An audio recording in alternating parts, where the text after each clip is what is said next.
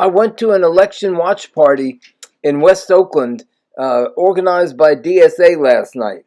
Here are some clips from some interviews that I did with some of the participants there.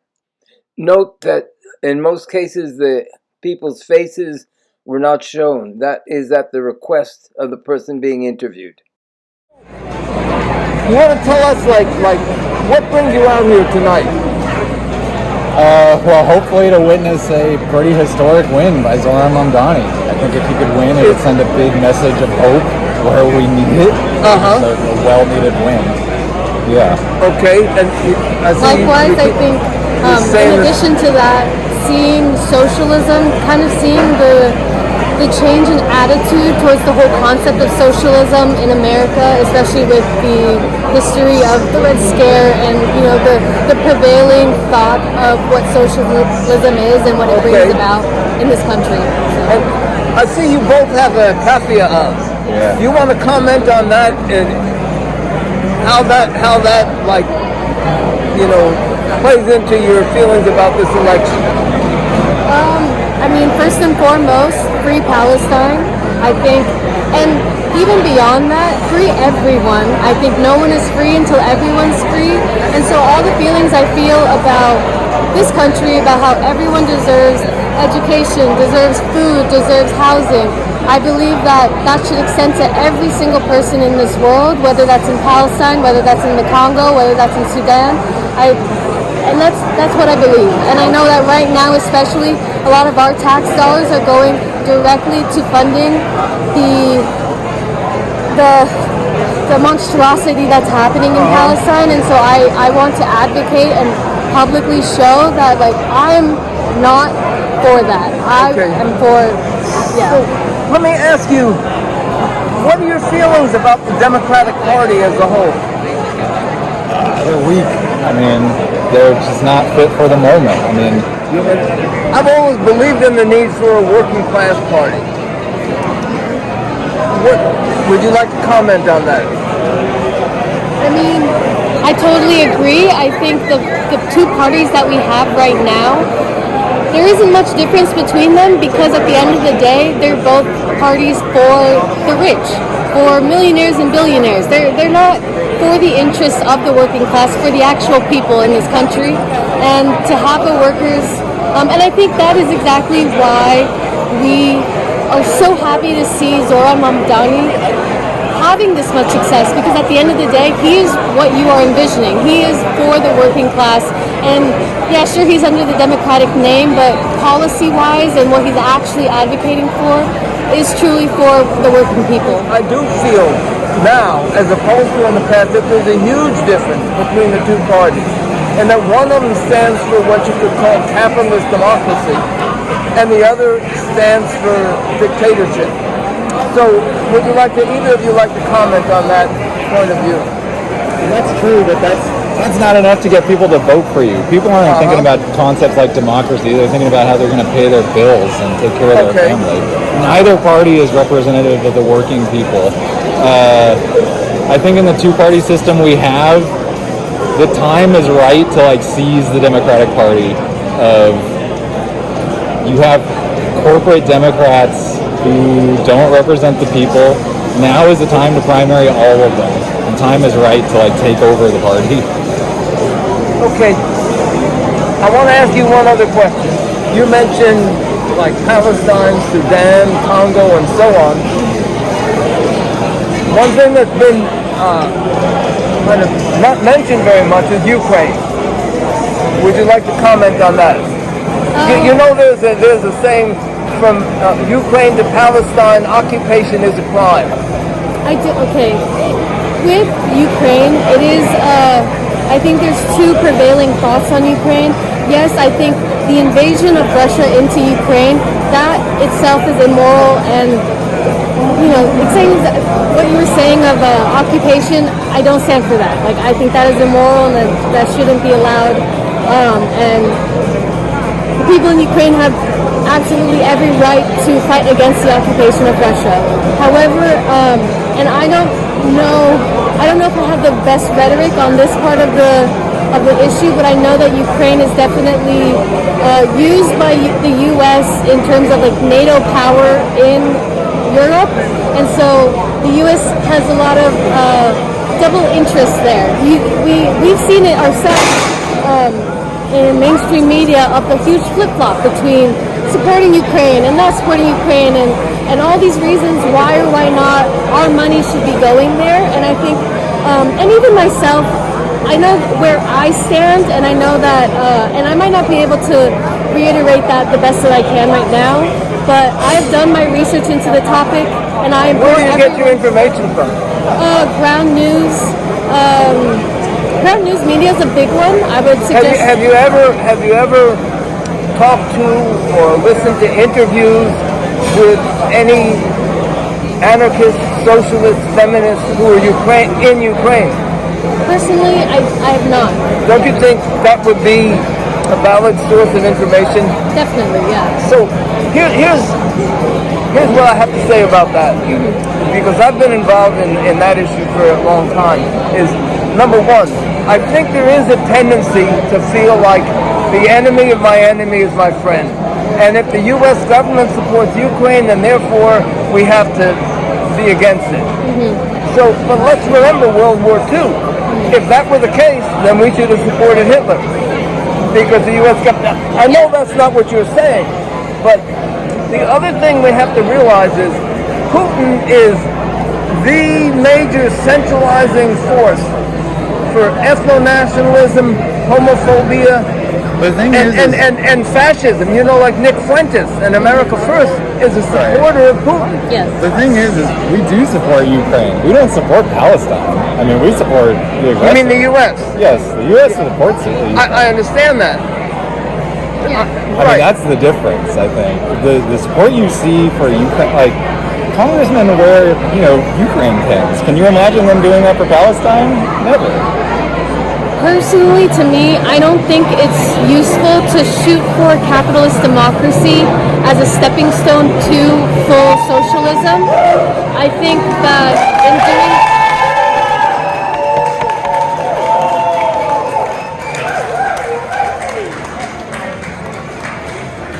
I think what's more effective is to be clear about what we want, and what we want is socialism, and not to capitulate to lesser ideas in order to try to capture people. I think our ideas themselves are enough to capture people as long as they understand them.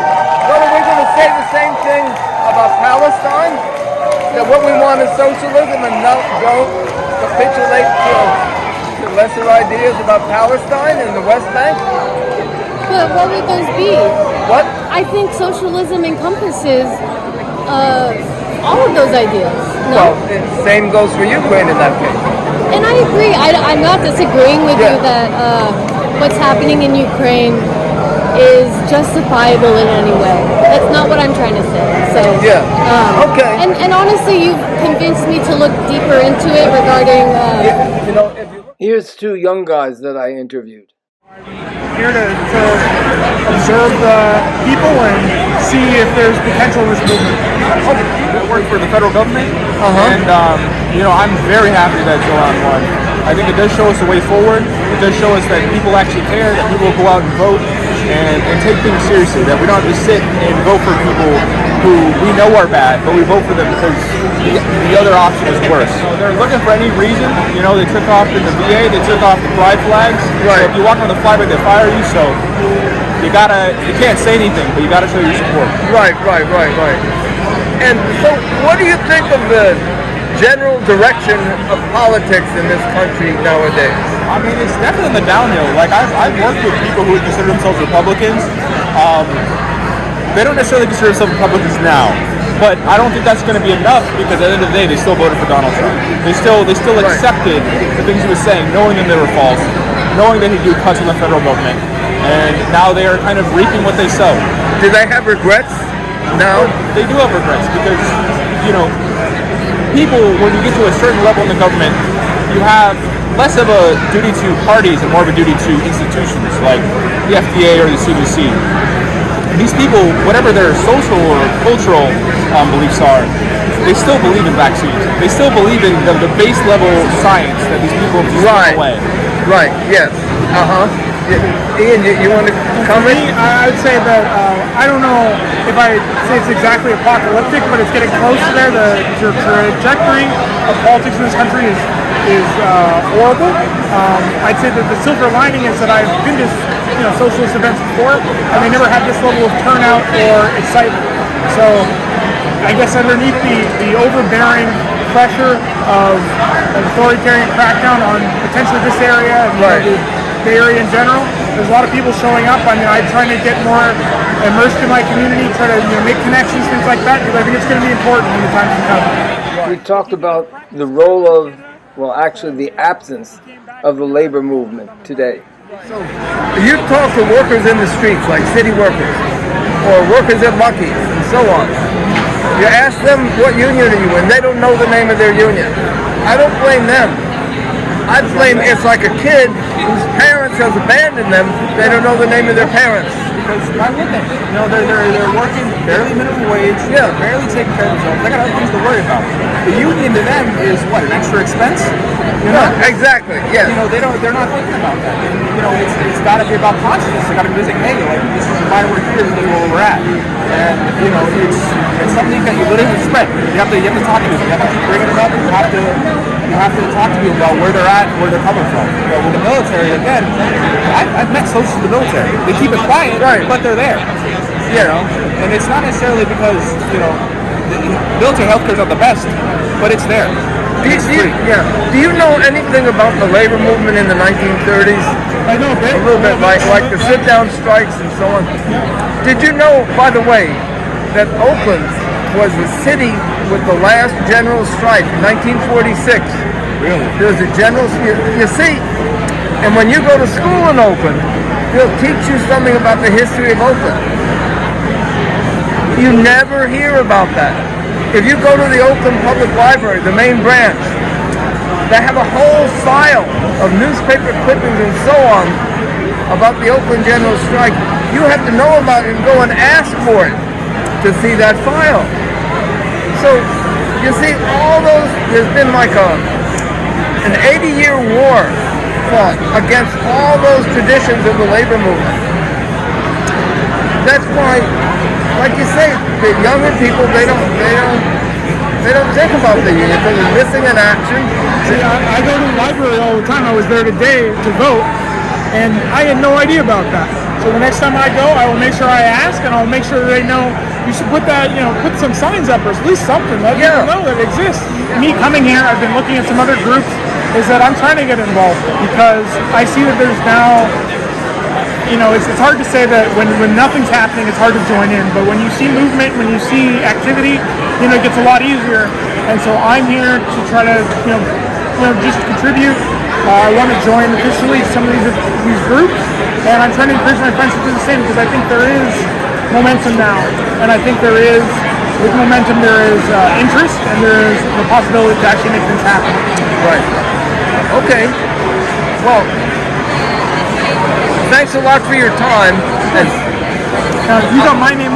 What's yours? I'm John Ryman. I'm going to write all that down. They interviewed this young couple who weren't shy about having their faces in the interview. What significance do you see in his campaign?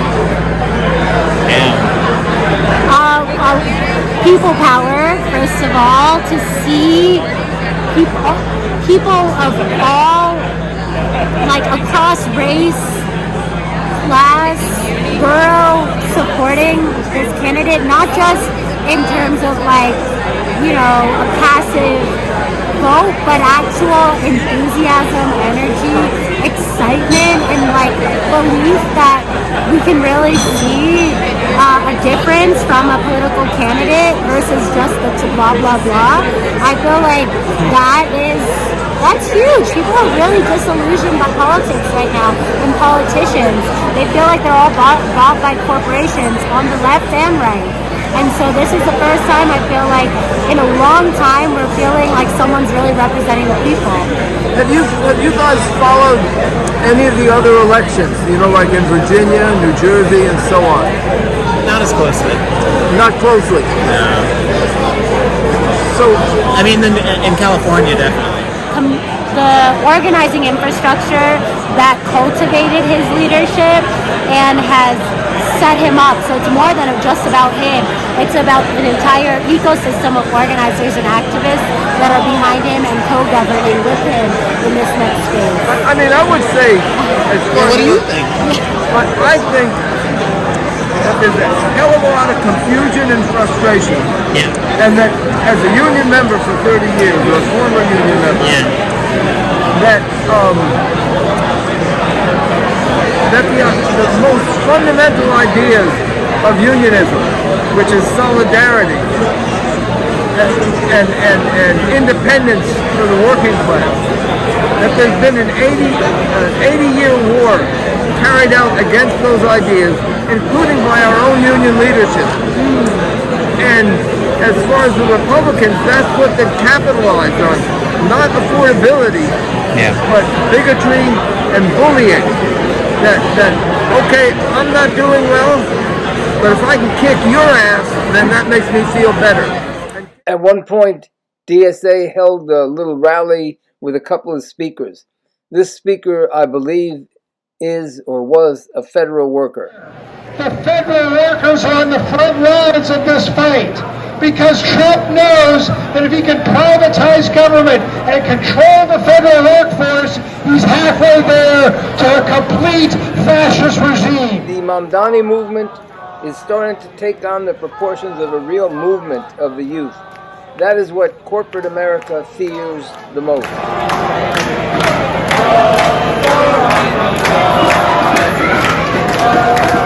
What direction that movement will take, and in particular, what will be the role of the working class as a class, and within that class, the role of their organizations, the unions, what will be its role. Those will be questions that will have to be thought about and struggled about in the months and in the period to come.